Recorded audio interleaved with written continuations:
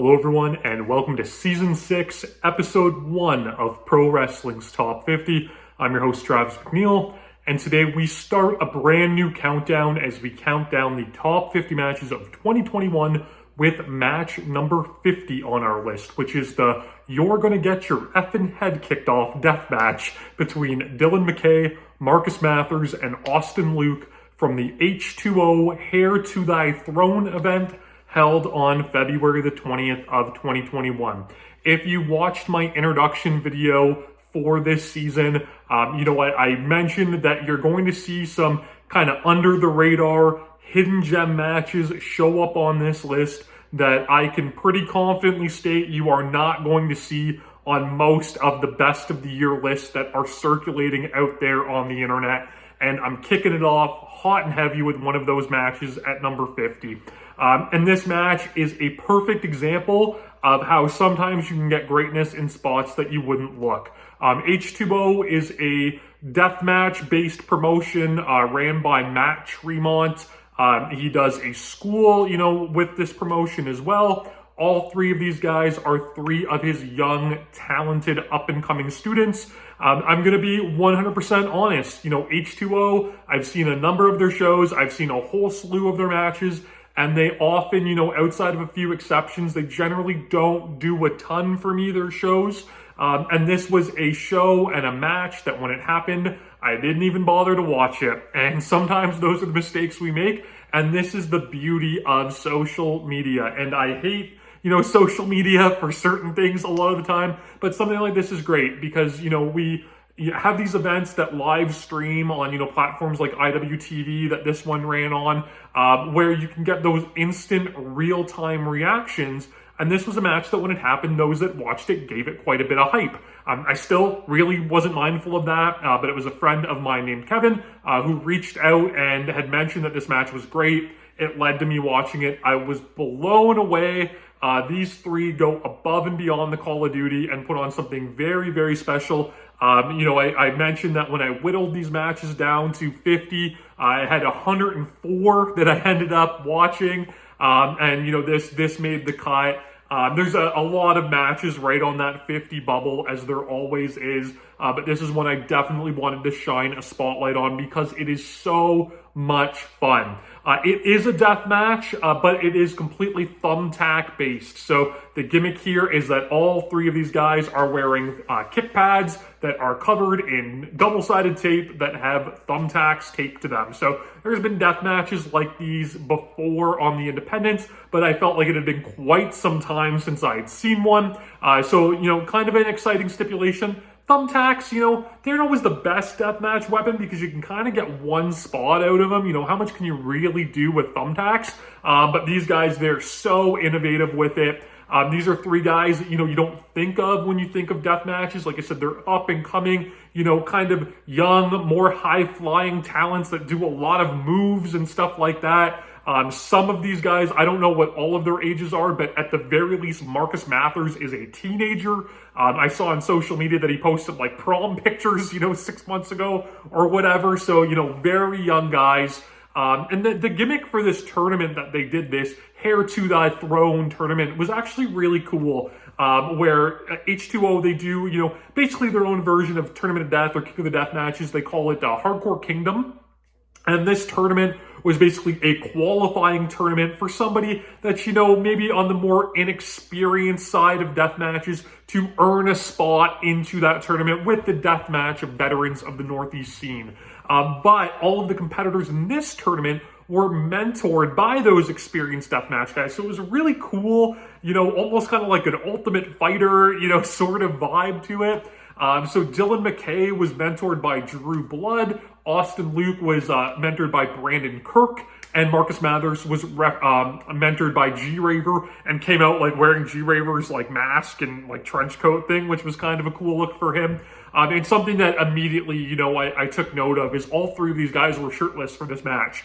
So if you watch a lot of death matches from people that aren't experienced, a lot of times, they'll wear shirts and things like that to try to protect themselves. These guys, they went balls out. no shirts. You know, they were going to get messed up by these thumbtacks, and that they did. Like I said, you know, these are three guys that if you watch a normal triple threat match between them, you're going to get a bunch of cool moves and stuff inspired by wrestlers, you know, like Will Ospreay. You know, I can't really think of another example of a high flyer. Alex Zane and like Ninja Mac and Blake Christian and all these guys there. I thought of a couple names. But you know, the indie high flyers kind of the time, you know, are really who these guys are seemingly like kind of patterning themselves after. So, you know, you get so much innovation, you get all these big moves here, but they use the tack gimmick so well. So we start off with the three-way knuckle lock, kind of a traditional way to start a triple threat match, very ECW-esque. But, you know, they all exchange leg kicks with these, you know, thumbtack kick pads that they have on and kind of ease into that a little bit. From there, you know, they kind of explode and things escalate and they try all these big fancy head kicks and stuff and everybody, you know, dodges and moves. And it leads to Marcus Mathers kind of going for like a running like PK, like punt kick on the ring apron, missing and kicking Brandon Kirk. So the first person that really takes like a proper bump in this match is one of the mentors. And from there, they do this really fun sequence where, you know, we get a brawl on the apron and Dyln McKay kind of runs at the ropes to knock both guys off and they move and he ends up, you know, hitting a tope out to G-Raver on the floor. And then, you know, Drew Blood and everybody kind of comes over and is like, what's going on? And then Marcus Mathers hits like a big senton from the top onto the whole pile. So they really quickly mix in the guys at ringside. And, you know, normally I kind of have a problem with, you know, having all of these outside moving pieces, but here it really works. These are kind of the stars, so they were used in a way that enhanced the match, and they'll come back into play a little bit later on that we'll talk about. We really get into the tack stuff, though. Austin Luke, at one point, he hits these, like, Kawada kicks on Marcus Mathers, and the tacks are just flying off of his kick pads with every kick he hits, and it's a really, really awesome visual. Dyln McKay kicks a chair into Austin Luke's head, and then Marcus Mathers hits a reverse Hurricane Rana. Remember I talked about, you know, these guys and their big moves to Dyln McKay on top of the chair. There's a point where, you know, the guys at ringside start to bicker, so G-Raver comes in and takes Kirk and Drew Blood out with like the homicide tope con hilo. Again, fun spot, crowd liked it. And this allows kind of a natural reset point for this match. Even though it hadn't been going very long, you know, this match kind of shifts from this kind of cute, playful, you know, sort of these three guys kind of working around the tacks into just a complete chaotic second half of the match. So all three guys, they kind of come in bleeding, and they're all, you know, trading strikes on their knees. And they do this great point where both guys, you know, McKay and Mathers tease a double super kick on Austin Luke, but, you know, he kind of covers up his face, doesn't want to get super kicked with all these tacks. So they kind of do like the Marty Scurll, like just kidding kind of spot, but they hit stereo leg kicks to him, which drops him to his knees. And then they both unload with like stereo kicks to his chest with the thumbtack kick pads. It was awesome. They do this awesome sequence of like innovative thumbtack assisted moves where Dyln McKay hits like the running double knees in the corner. Austin Luke then hits him with basically like a back suplex lift into a punt kick, a soccer kick to the back on his way down. Marcus Mathers hangs Luke up in the ropes and like hits these stiff dragon kicks to his back, and all of the tacks are stuck in his back. And then he hits like a lung blower while he's hung. And then he locks him in a bow and arrow, like over top of the thumbtack kick pads, which was super cool. But then Dyln McKay flies in with a lion salt onto both of them. There's just so much awesome stuff. It's H20. They don't have a super big crowd. It's still the pandemic, but the crowd was good. They were making some noise, and it added a fun atmosphere to this match. You know, you could tell these guys were going really hard, and these are, you know, these homegrown H20 guys that this audience, you know, have seen mature, you know, at least to a certain point. They have, you know, a lot more maturation, and they're going to improve so much because all three of them are very, very talented. But, you know, they've seen them from the ground up kind of doing this first real death match. So it's kind of rewarding for the fans, you know, just as much as it is for the wrestlers too, because they've kind of lived with these wrestlers from the very start of their career. Marcus Mathers hits like this big run of, you know, all of these fancy moves, and he ends up hitting a code red, and Austin Luke breaks the pin just by booting him in the back with like a stiff dragon kick to the back. Again, tacks everywhere. They're stuck all in Mathers' back. He responds, kicks Luke back, and they start trading forearms. And then we get another fun spot where, G-Raver and Brandon Kirk kind of tell him to cool off, and they both produce bags of thumbtacks. So we're adding more tacks into the mix. And it leads to almost like a funny little comedy spot where, Dyln McKay is like to Drew Blood, well, where's my tax man? And Drew Blood's like, I don't know. I didn't know we were bringing tacks. So it's kind of funny, Drew Blood's kind of that geeky heel. So, the egg on his face. And both guys, hit a double super kick on Dyln where he falls off the apron onto Drew.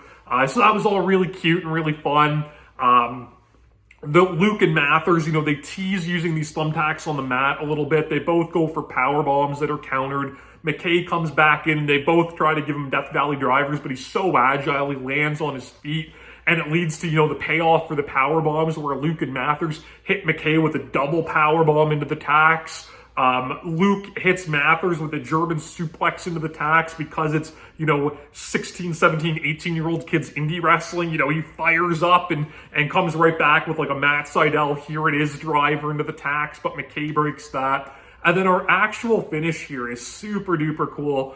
So Austin Luke's in the corner and Marcus Mathers kind of runs in for a charge.